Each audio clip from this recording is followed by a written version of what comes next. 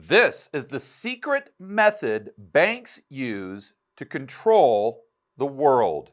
I'm going to explain this to you in 3 simple, fast steps. Step number 1, they can print money, which begs the question, if they can print their own money, why don't they buy everything? The answer is they can. We're going to address that more in step number 3. But before we get there, let's go over how this process typically works. So we've got the average Joe right here, and we have everyone's favorite millennial, Moody, the millennial, with their blue hair, because I do not know their preferred pronouns. So Joe banks with Bank A, Moody banks with Bank B. We've got the Federal Reserve here in the middle. And as always, we have assets on the left, liabilities on the right. We have the balance sheet for the individual entities. So Joe needs to borrow some money, let's say to buy a car from Moody.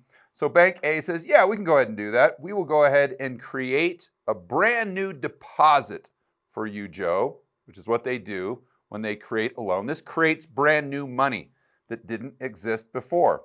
So if the balance sheet starts with, let's say, bank reserves on the left, those are those assets that they hold at the Fed, and we have one deposit. Now we've added another deposit, but the offsetting asset is the loan to Joe. So Joe needs to pay for the car that he's buying from Moody, and Moody banks, obviously, with a different bank. So Bank A has to transfer this liability, called a commercial bank deposit liability, but it's just a deposit in your checking account.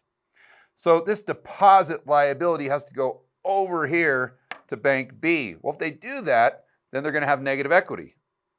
They also have to either offset the liability by the same amount, or they have to transfer over an asset. Aha.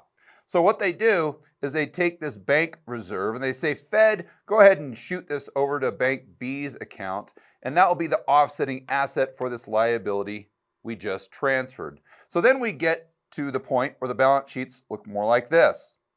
So this deposit liability has gone over here, so now it's no longer on the balance sheet of Bank A. And then what the Fed has done is they have taken the reserves, the bank reserves, from A's account, and they've moved them into B's account. So when all is said and done with Bank B, they now have that bank reserve and the deposit they started with, but then they also have the additional deposit they got from Bank A, as well as the bank reserve that was from Bank A, but really it was a liability to the Fed, so they just transferred it from A's account down to B's account. But here is where the story gets interesting. You see, now Bank A only has this loan as an asset and a deposit. They don't have any more bank reserves.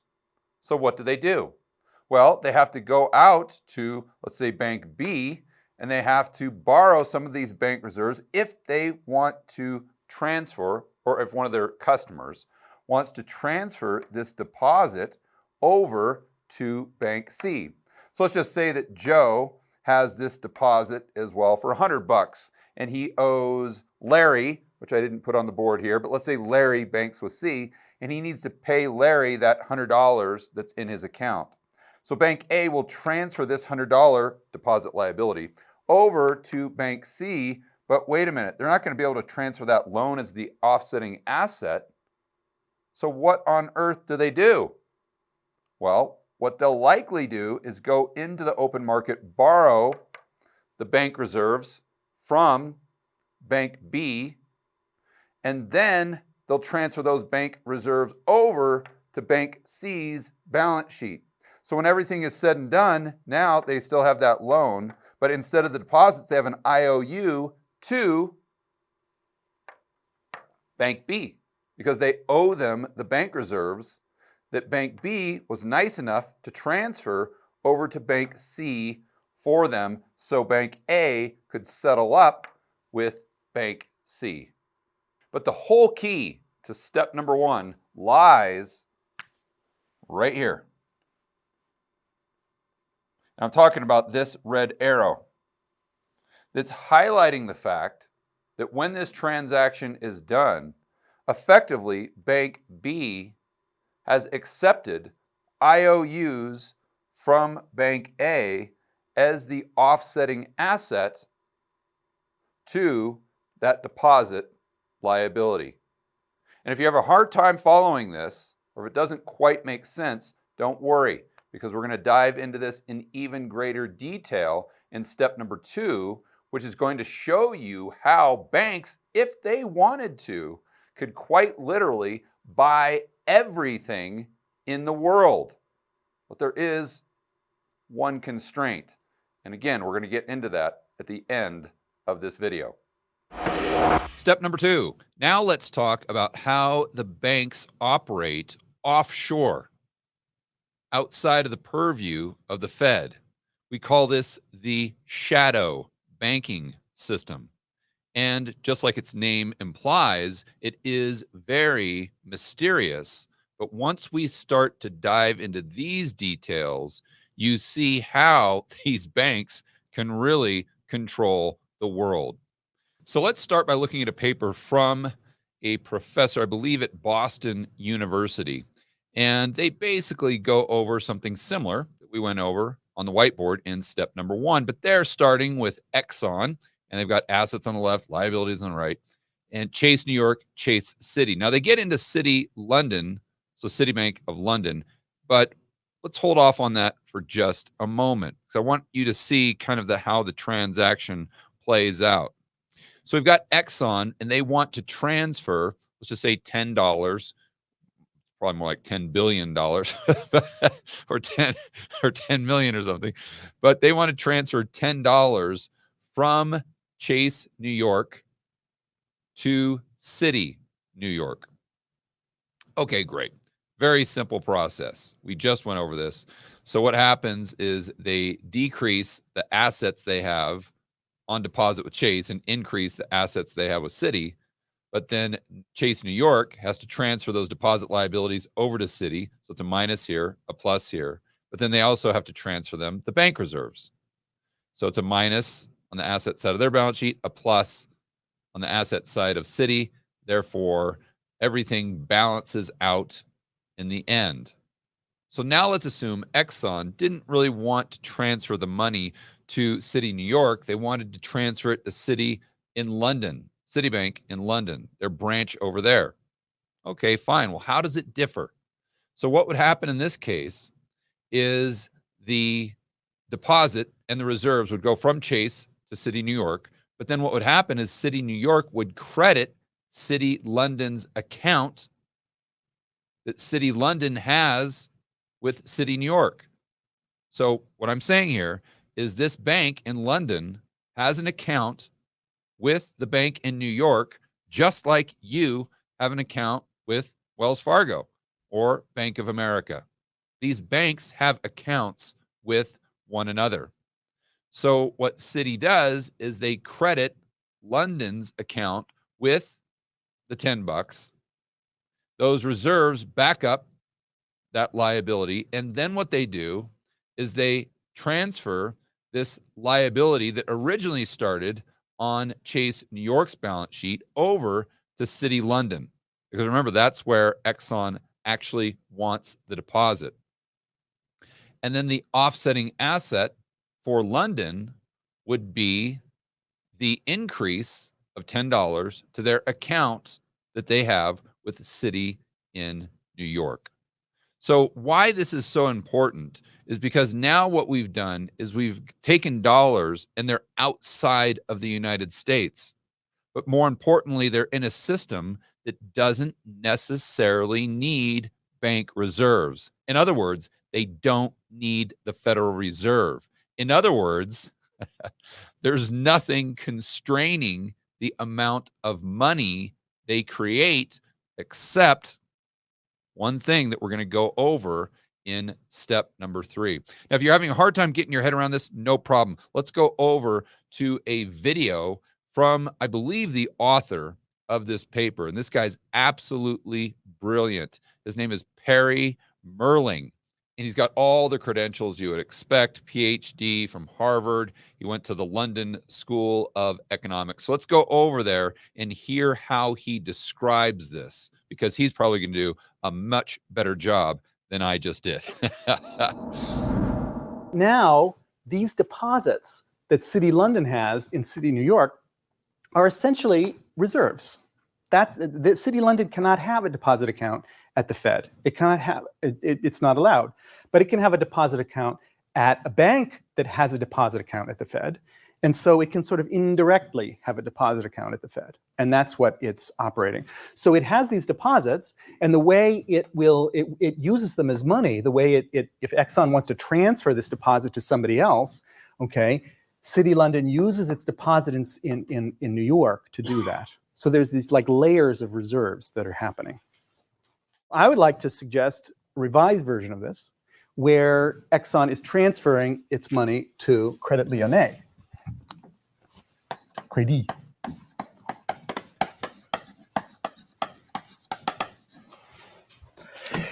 And Credit Lyonnais is using a deposit at City New York as its reserve. Okay? So its deposit is in another bank, a different bank, not its own bank. That makes it much clearer what's going on here, that this is a correspondent kind of relationship. So when we talk about Eurodollars, we're talking about this stuff here that's on the balance sheet of banks that are outside the United States. Now we have this bank, Credit Lyonnais. It's a bank. It can go into the dollar deposit business. It can go into the dollar lending business. It has reserves in its correspondent bank. Plus dollar loans, plus dollar deposits. You know, it can make loans by creating deposits. Okay, and if somebody withdraws those deposits, it can use these deposits in New York to make payment. Okay, so it can go into the dollar borrowing and lending business, even though it's in France. So the main takeaway from step number 2 is once you get into this rather mysterious shadow banking system, they can create not only their own money, but they can also create their own reserves to have the ability to transfer that deposit liability to another bank.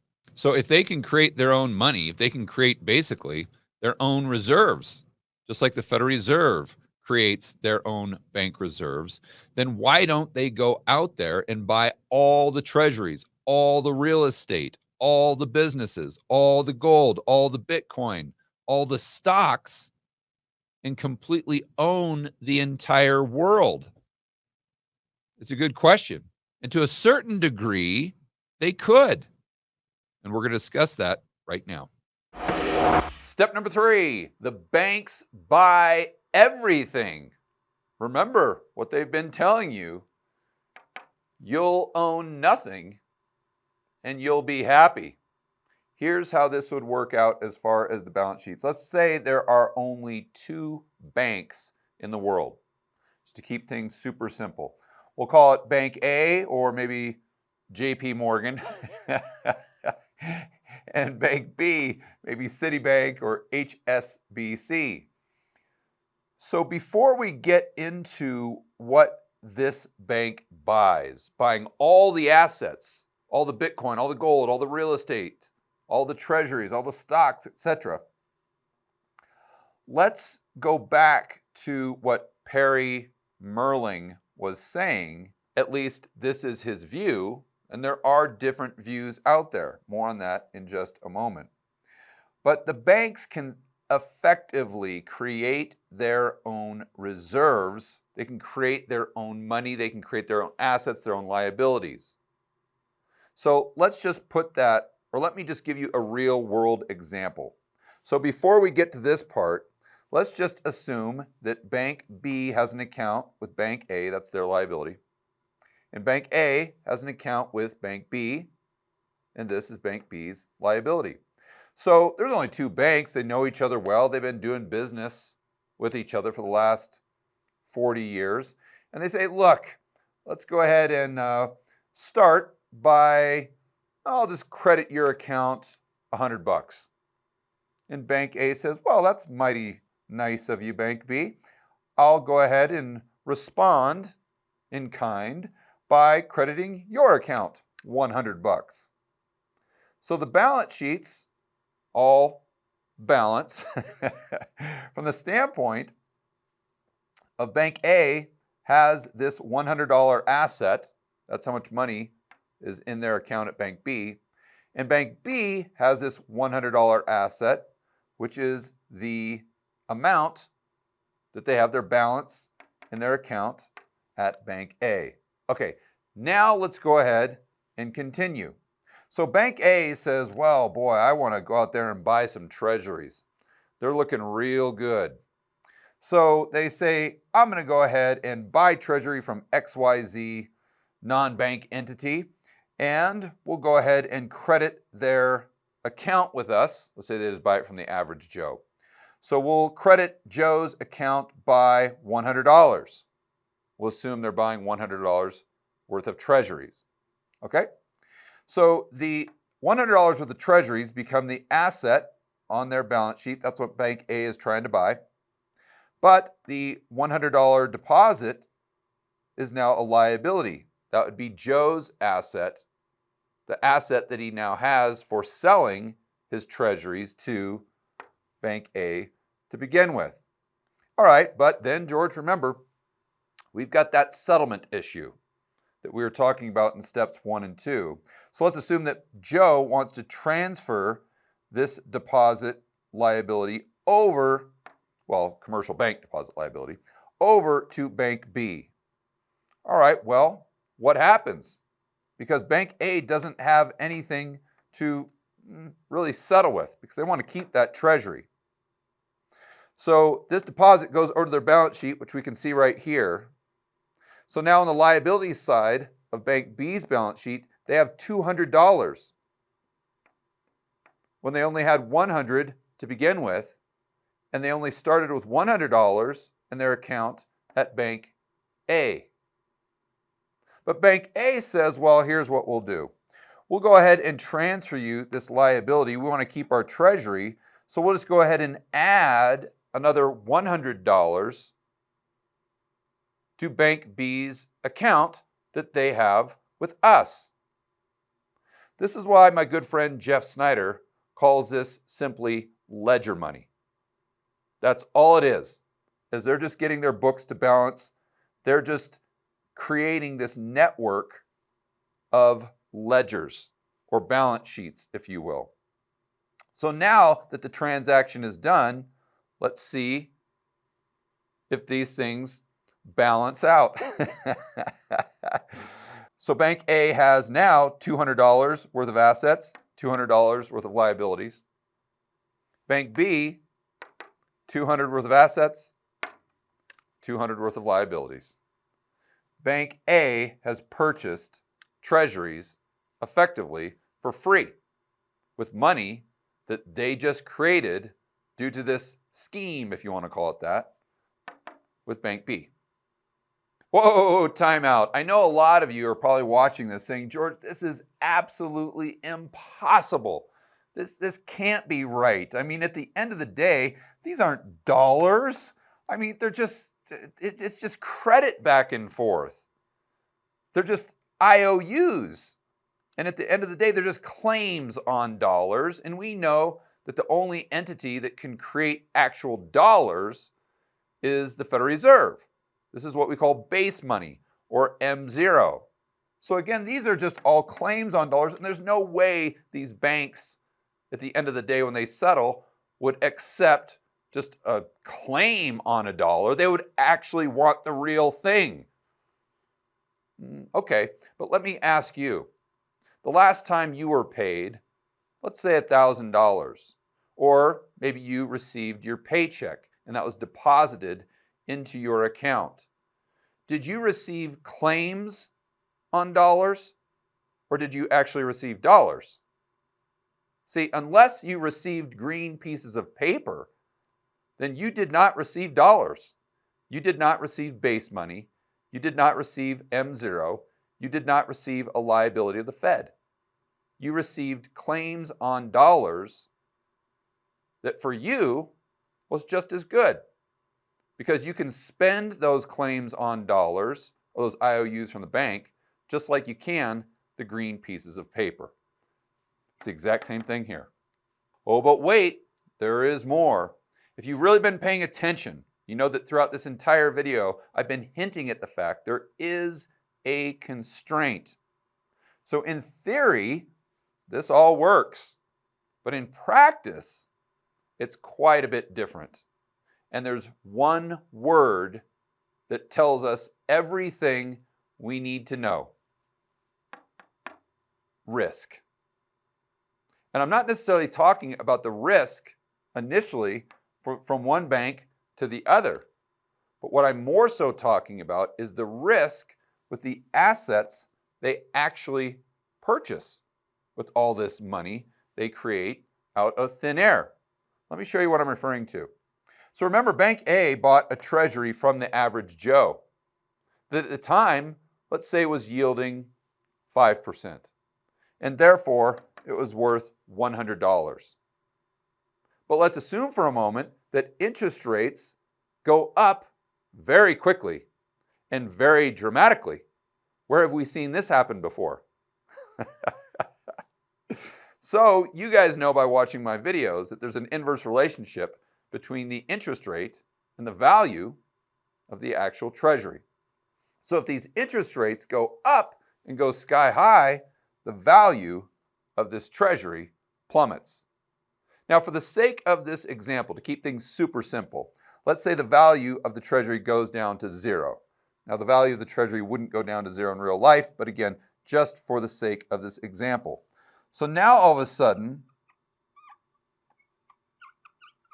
this asset basically goes away because it has no value. Again, it's gone down to 0. So now all of a sudden, Bank A is insolvent. They have negative equity because they have $200 worth of liabilities, but they now only have $100 worth of assets. And you say, oh, George, well, that isn't a problem, because remember what you're telling us right up here in this phase of the game, that they could just go to Bank B and say, Bank B, hey, credit my account for another $100, and then everything will go back to balancing out. And Bank B says, yeah, you're my good buddy, but that ain't going to happen. Because let's think about it. If Bank B added another $100 to Bank A's account, they would be putting themselves in the exact same position as Bank A. And that is up a certain creek without a paddle, as we used to say when I was a kid. Because if they added another $100, now they would have $300 in liabilities and only $200 in assets. So the constraint on the banks is the risk. It's the interest rate risk. It's the credit risk, meaning what if they don't even get paid back? Then they can create as much money as they want or lend each other as much money or reserves as they want, and it doesn't bail them out. And this is why I always say what really drives liquidity in global markets is perceived counterparty risk.